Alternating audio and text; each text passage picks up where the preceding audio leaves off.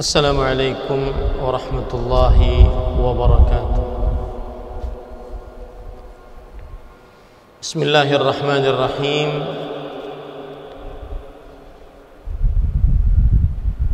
Innal hamdalillah nahmaduhu wa nasta'inuhu wa nastaghfiruh wa na'udzu billahi min shururi anfusina wa sayyiati a'malina.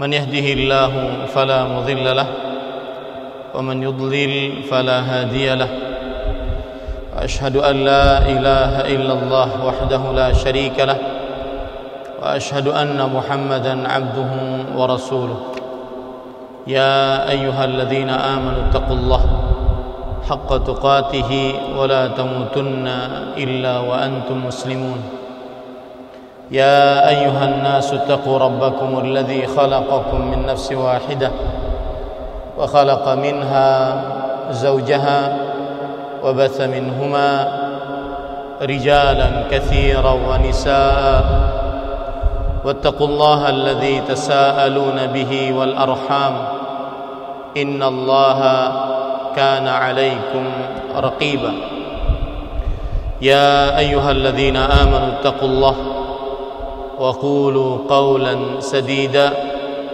يصلح لكم أعمالكم ويغفر لكم ذنوبكم ومن يطع الله ورسوله فقد فاز فوزا عظيما أما بعد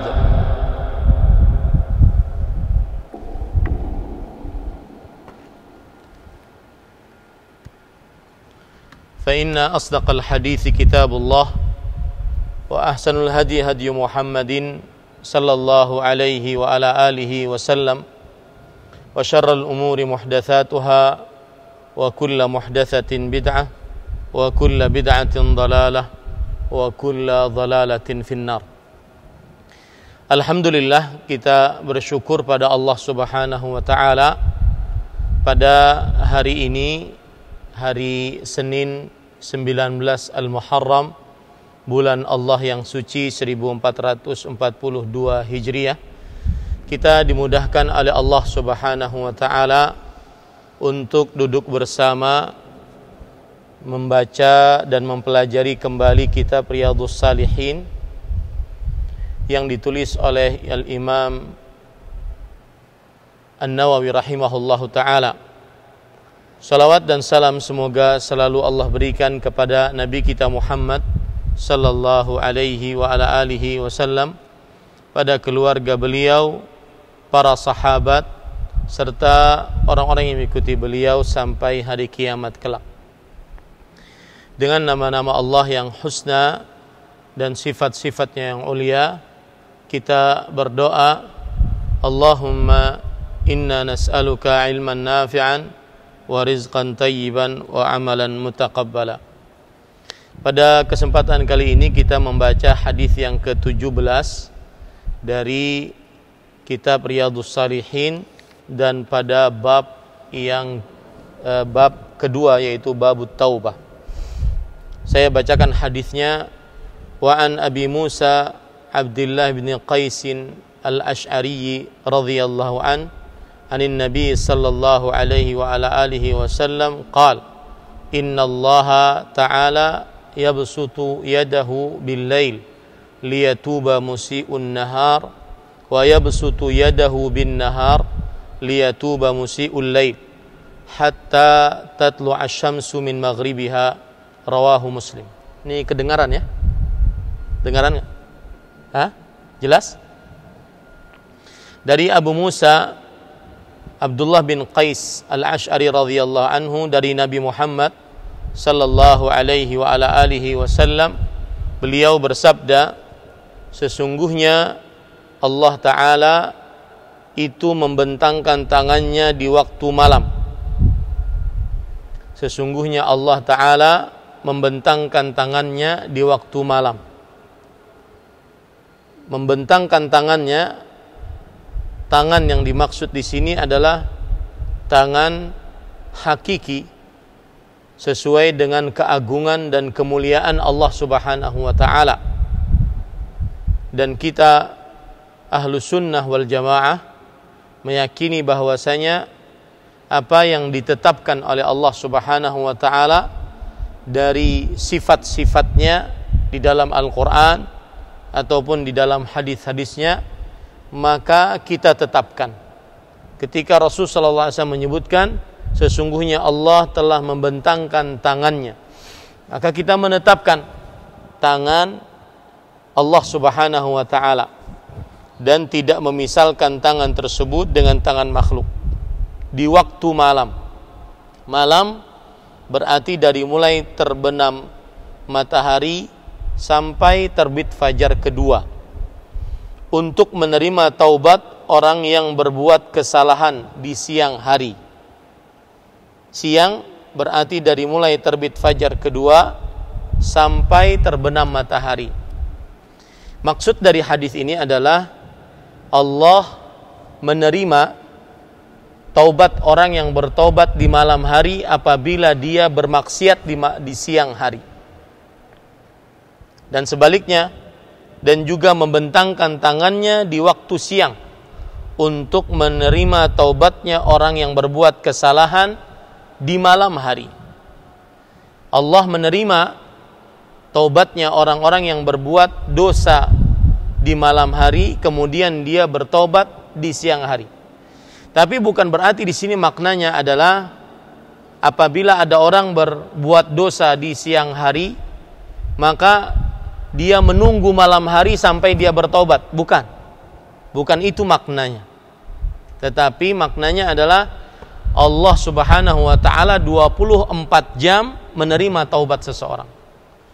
Bukan itu maknanya kalau seandainya ada orang berbuat dosa di malam hari kemudian menunggu siang hari baru bertaubat, bukan. Tetapi maknanya adalah bahwa Allah menerima taubat hambanya kapan saja hambanya bertaubat kepada Allah Subhanahu wa taala. Hal ini terus berlanjut terus menerus sampai terbitnya matahari dari arah terbenamnya. Terbitnya matahari dari arah terbenamnya maksudnya adalah dari barat, ya, dari barat. Dan ini nanti sesuai dengan hadis yang ke-18, yaitu Rasulullah sallallahu alaihi wasallam bersabda, "Man taba qabla an tatlu'a asy-syamsu min maghribiha taballahu alaihi." Barang siapa bertobat sebelum matahari terbit dari arah barat, maka niscaya Allah menerima taubatnya. Ini menunjukkan bahwa ada waktu untuk bertaubat yang terbatas, yaitu waktunya adalah sebelum dibangkitkannya hari kiamat. Karena salah satu tanda dari tanda hari kiamat adalah diterbitkan matahari dari barat. Maka oleh sebab itulah para ulama mengatakan salah satu syarat taubat adalah antakuna fi mahalliha. Taubat itu harus dilaksanakan pada waktunya. Kalau taubatnya di luar waktunya, tidak akan diterima oleh Allah Subhanahu wa taala. Sebagaimana firman Allah Subhanahu wa taala dalam Al-Qur'an, "La yanfa'u nafsun imanuha lam takun amanat min qablu au kasabat fi imaniha khaira." Yang artinya seseorang imannya tidak akan bermanfaat kalau seandainya seseorang belum beriman sebelumnya atau belum melaksanakan kebaikan sedikit pun sebelumnya. Kalau sudah habis waktunya, maka selesai, tidak diterima taubatnya. Hadis riwayat Imam Muslim.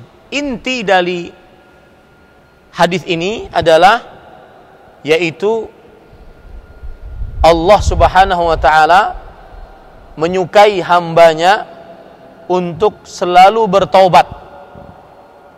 Setiap melakukan kesalahan hendaklah selalu bertaubat. Makanya Allah berfirman, "Innallaha yuhibbut tawwabin." Sesungguhnya Allah menyukai orang-orang yang tawwab. Tawwab berbeda dengan taib. Tawwab adalah orang yang selalu melakukan taubat. Kapan dia salah, bertaubat. Kapan dia salah, bertobat. Itu inti pendalilannya. Makanya Allah buka pintu taubat sehari semalam, 24 hours. Ala madaris sa'ah, bahasa Arabnya. 24 jam. Allah Subhanahu wa taala buka. Makanya di dalam syariat Islam ada namanya salat taubat. Dalam hadis Abu Bakar As-Siddiq radhiyallahu anhu, Rasul sallallahu alaihi wasallam bersabda, "Idza adnabal 'abdu," jika seorang hamba melakukan kesalahan, "tsumma tawadda'a fa ahsanat wudu," kemudian dia berwudu lalu dia memperbaiki wudunya, "tsumma qama fa shalla rak'atain," lalu dia salat 2 rakaat, "tsumma yastaghfirillah, ghafarallahu lahu ma taqaddama min dzambi," maka kemudian dia beristighfar setelah salat, maka Allah mengampuni dosanya. Salat taubah.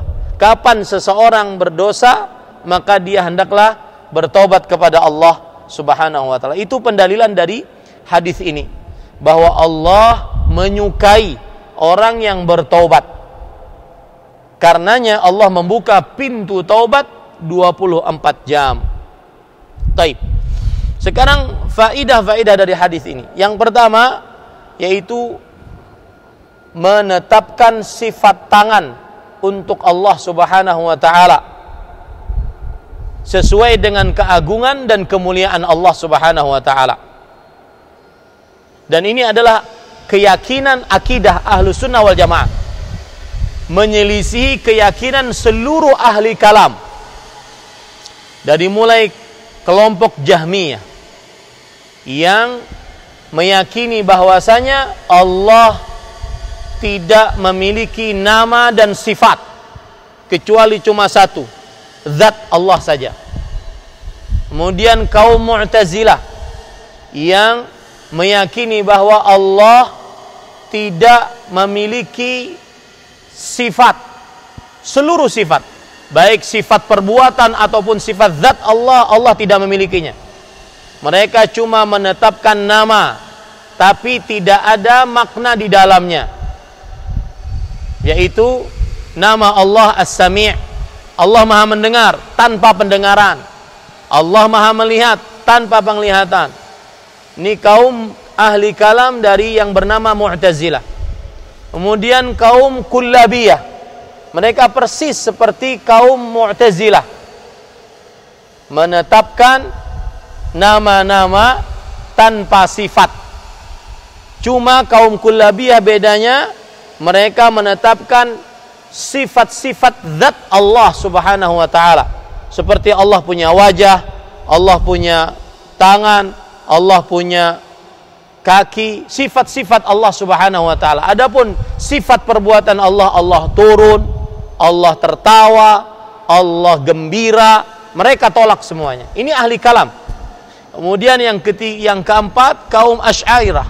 Kaum Asy'ariyah, mereka ini adalah orang-orang yang menolak sifat Allah Subhanahu wa taala dan nama-nama Allah Subhanahu wa taala, mereka tolak. Persis seperti kaum Mu'tazilah. Kecuali mereka menetapkan 7 sifat. Hayat, sama', basar, iradah, qudrat, iradah, dan seterusnya. Ini juga termasuk ahli kalam yang kelima, yaitu kaum Karramiyah. Mereka juga ahli kalam. Bedanya Asy'ariyah dengan Karramiyah cuma menambahkan sifat takwin padanya. Ini mereka menolak sifat tangan. Sifat tangan. Maka Ahlus Sunnah wal Jamaah ketika menghadapi sifat-sifat Allah Subhanahu wa taala di dalam Al-Qur'an atau hadis dari Rasul sallallahu alaihi wasallam, mereka mempunyai 3 langkah.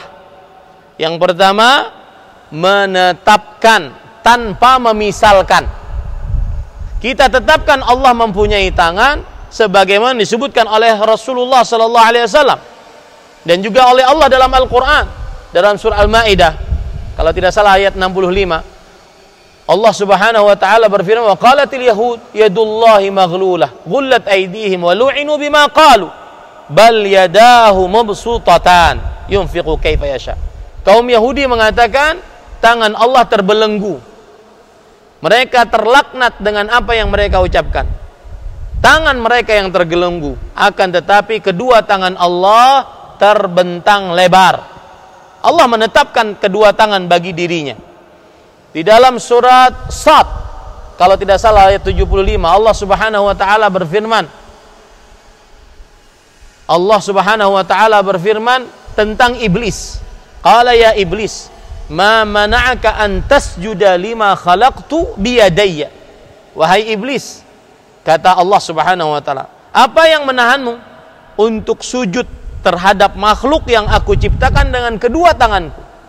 Dalam hadis riwayat Imam Muslim, Nabi Muhammad sallallahu alaihi wasallam bersabda, kilta yadaihi yamin, kedua tangan Allah yamin. Maka sifat-sifat ini kita tetapkan, tidak boleh kita misalkan. Kemudian langkah yang kedua yang dimiliki ahlu sunnah adalah meniadakan seluruh sifat-sifat dari, meniadakan keburukan dari seluruh sifat-sifat Allah. Allah mempunyai tangan tidak seperti tangan makhluk. Allah mempunyai tangan tidak seperti tangan makhluk yang terbatas, cuma punya 5 jari, kemudian terbatas panjangnya.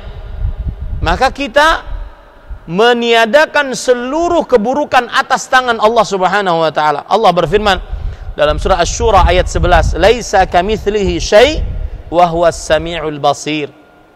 Allah tidak ada sesuatu apapun yang semisal dengannya, dan Allah Maha mendengar, Allah Maha mengetahui. Langkah yang ketiga yang dimiliki oleh ahlu sunnah dalam menghadapi sifat adalah tidak boleh menanyakan bagaimana sifatnya.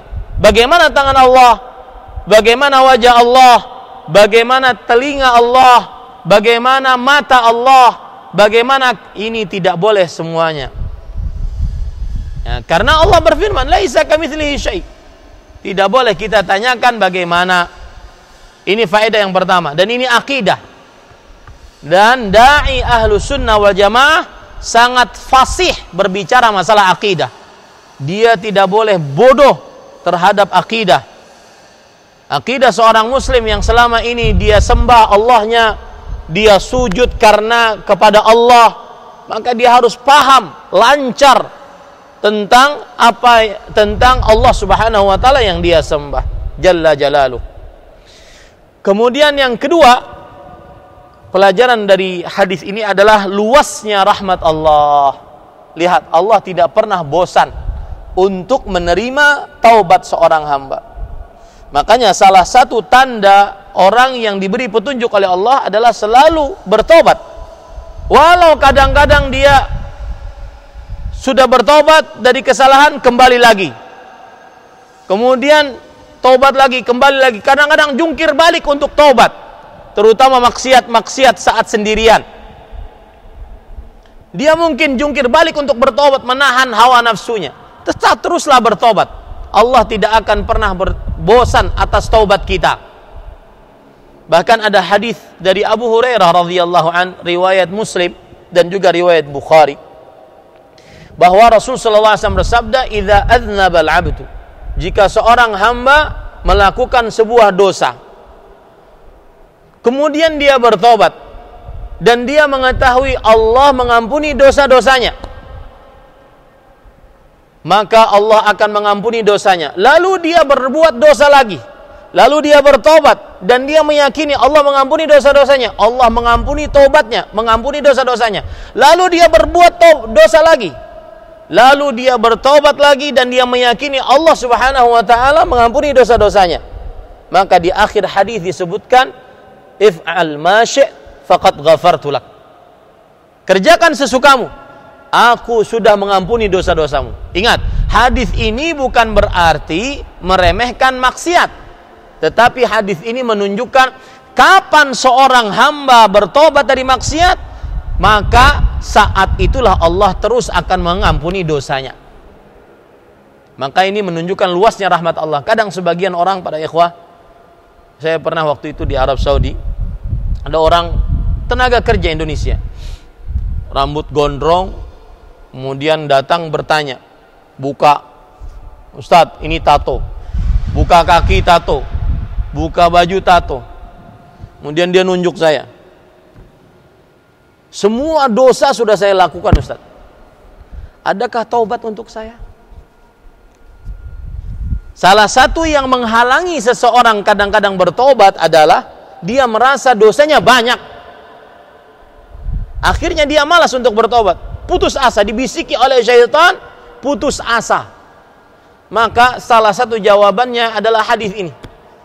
Allah sangat luas rahmatnya, mengampuni seluruh dosa. Innallaha yaghfirudz dzunuba jami'an. Sesungguhnya Allah mengampuni dosa-dosa. Di situ bukan satu dosa, dosa-dosa seluruhnya. Ada penekanan lagi, seluruhnya. Ini menunjukkan bagaimana luasnya rahmat Allah Subhanahu wa ta'ala. Maka jangan pernah bosan untuk beristighfar di dalam keseharian kita, dalam kantor misalkan lagi kita berhadapan dengan komputer, mengerjakan sesuatu di pesantren ini, jangan lupa beristighfar kepada Allah Subhanahu wa ta'ala. Kemudian yang ketiga pelajarannya adalah bahwasanya taubat, ini mungkin sudah disebutkan oleh Al-Ustadz Al-Fadhil Abu Ayyub, ada 6 syaratnya. Saya hanya menekankan yang berkaitan dengan hadis ini. Yang pertama, ikhlas hanya karena Allah, bukan tuntutan apa-apa. Yang kedua, menyesal. Yang ketiga, bertekad untuk tidak mengulangi lagi. Yang keempat, memutuskan dosa tersebut fauran, segera. Yang kelima, kalau ada hak orang lain yang pernah kita ambil, kembalikan, minta halal.